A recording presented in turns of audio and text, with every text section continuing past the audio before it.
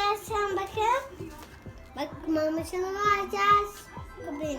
Küçük kişinin. Bakın arkadaşlar.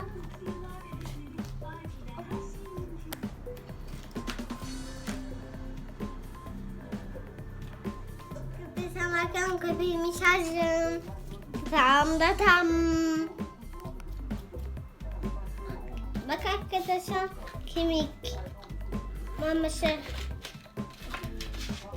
Tamam. Şimdi.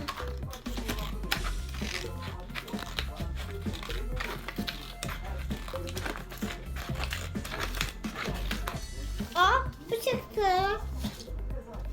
Şimdi bakın. Bu da ayağımı var. Bakın.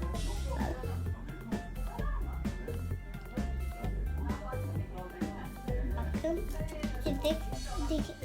Bir iş bu ya. Bir iki parmak da bu ya. Arkadaşlar.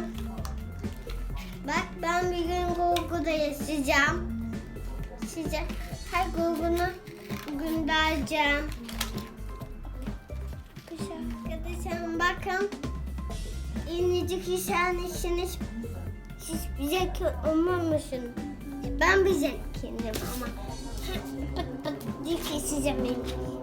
Arkadaşlar bakın. Önce bir yapacağız. Bak.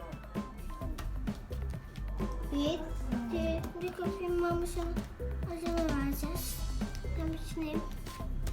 Arkadaşlar köpeğin adını açın. Düşün. Arkadaşlar bakın. Boncuk açın köpeğin adı. Boncuk. Cici boncukum. Taka boncukum. Pis pis. Kendine